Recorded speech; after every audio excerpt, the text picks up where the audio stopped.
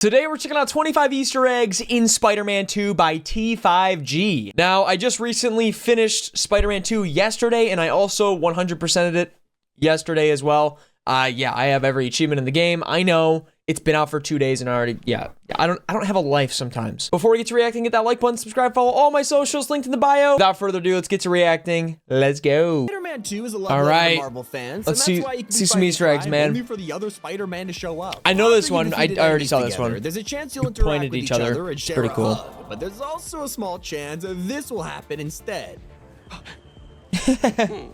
I love it. It's a reference to the iconic pointing meme. Yep. Now, one of the greatest Easter eggs from the last game was the introduction of shirtless Spider-Man. It might seem like a cool guy at a Halloween party, but real fans will recognize the secret reference to Greg Miller from Kinda Funny. His character Shirtless Spidey hyped up the game for months, desperate to be added, and they finally went through with it. So now in Spider-Man 2, you can find him again. On this rooftop in the Upper West Side, you'll come across Greg dancing for the camera, joined by another Spider-Man. I have not ran into that yet. This is a Kinda Funny blessing, and if you take a photo of them in game, they're called the Kinda Fanboys. Oh, I did do that. The only insane rooftop, over at the top right of Hell's Kitchen, you'll find a helipad with a I saw that yesterday. It's not finished, but you can already tell exactly what Fantastic this is referencing. Four. Yeah, it's obviously the logo of the Fantastic Four. Oh man! Judging from their paint job, they're probably just moving in. So it leaves the question: is this an Easter egg or teasing their appearance in a future game? There's That'd also be an awesome. incredibly heartwarming detail once you visit the Wakandan embassy. Oh. This has been on the map in every game, but in Spider-Man 2, go here as Miles and walk up to the front door. An option will appear allowing you to do the Wakanda Forever No tribute. way.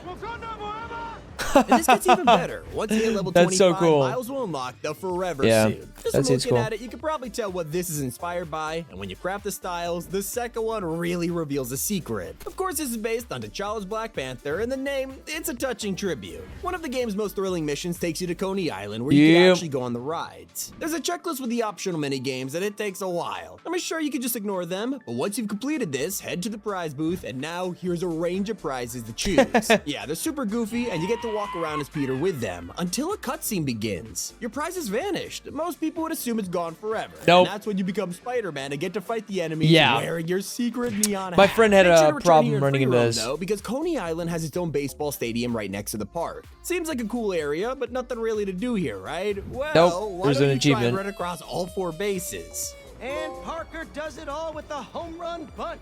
Not only did you get hidden dialogue, but enjoy your trophy.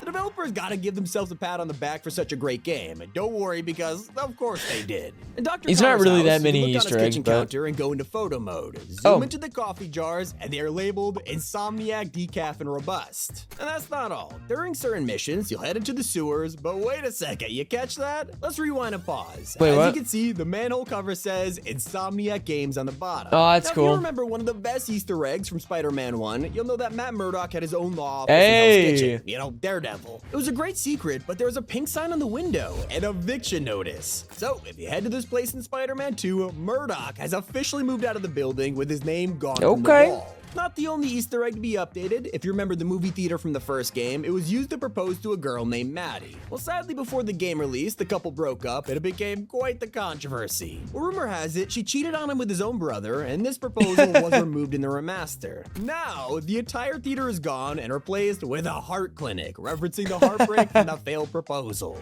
For anyone who played the Miles Morales spin-off, you'll probably remember Finn, who sadly died at the end of the game. Sadly. If you go to Trinity Church, there's a tiny She's Easter egg annoying paying character. homage to Miles. These aren't really Easter eggs. Like, this is just like go to photo mode, and you'll see the Spacebound Science Trophy. And this gets even sadder. At the Harlem Cemetery, Rick and Finn's graves are hidden in plain sight, and I can't be the only one tearing up right now. With Spider-Man 2 adding the entirety of Brooklyn onto the map, there's tons of places to explore, like Vision's Academy. This is Miles' school in the game, but you also might recognize it from Into the Spider-Verse. Yeah, it's completely accurate to the school from the films. And it's not the only superhero to be referenced. This guy's a little more obscure, but pay close attention to the hood, and there's your hint. Kinda looks like Moon Knight, right? Well, this is actually Arachnite, a superhero from Infinity Wars that's a crossover between Spider-Man and Moon Knight. I didn't know that. On the topic of obscure characters, there are an insane amount of villains hiding in plain sight. Over at Coney Island, you think the ride names are pretty generic, like Big Wheel or Speed Demon, fitting for a roller coaster, but these are actually the names of Spider-Man villains. They get less obvious in places like Hydro Bench, which is a mashup of Hydro Man and his real name, Morris Bench. Or Kadensky's Arcade, based on, well, arcade, but his real name is A.R. Kadensky. It's not just villains either. There's Dazzler Stage, who is an X-Men character that uses light powers to be a disco queen. One of the best locations in the game is Peter's childhood bedroom. This place is full of Easter eggs. I was gonna say, yeah. A cutout that says amazing new hero or violent vigilante. If the photo seems familiar, it's a one-to-one recreation of a comic book cover. This is Amazing Fantasy number 15, the first time Spider-Man ever appeared in Marvel. So cool. And if you want to further proof, just check Peter's shelf. While you're there, look at his wall and you'll find a Pioneer Award from Pym Science Summer Camp 2003. This is personally signed by Dr. Hank Pym, and any Marvel fans will recognize this name. He was the original Ant-Man and appears in the MCU as Scott's mentor.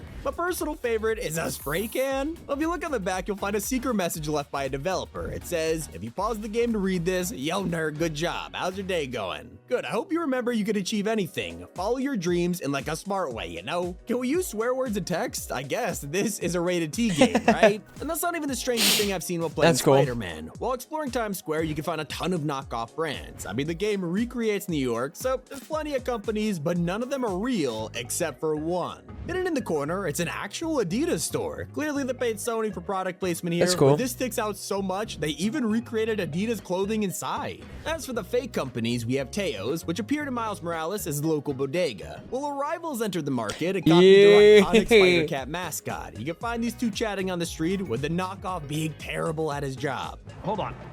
Hey, lady! See, right there.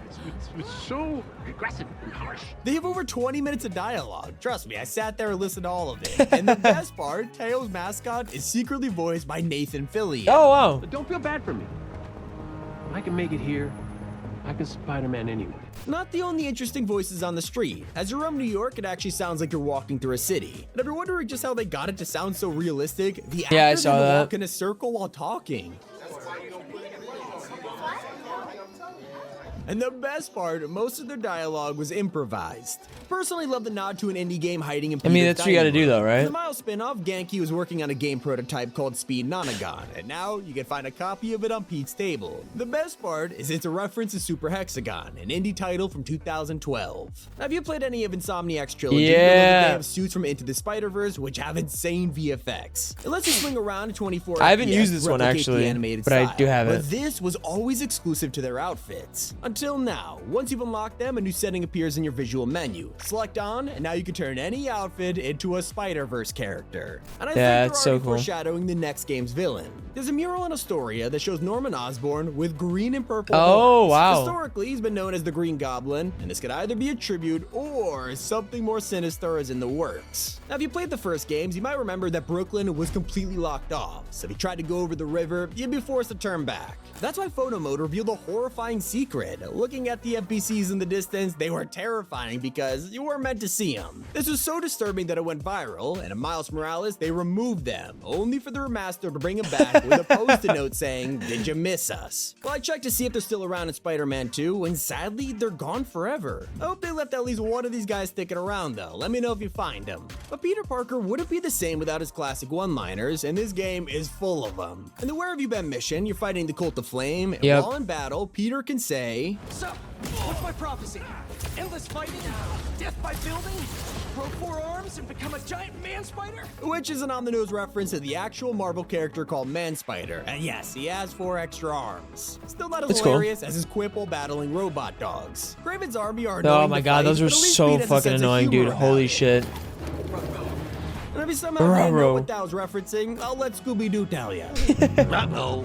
Those were secrets and Easter eggs in Spider-Man 2. Hope you guys enjoyed. It's been Tommy, and keep it here on T5G. T5G. Thought this one was good. Like, I knew every single thing except, like, a little bit of, like, Easter eggs in his room that I didn't know, but I basically knew everything.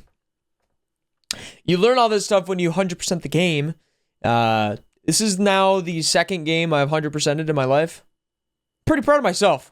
Pat on the back, Draven. Good job. Yeah. Play this game. It's good as shit. It's very good. And Wolverine's gonna be even better, baby. All right. I'm out. Thanks for watching. Goodbye.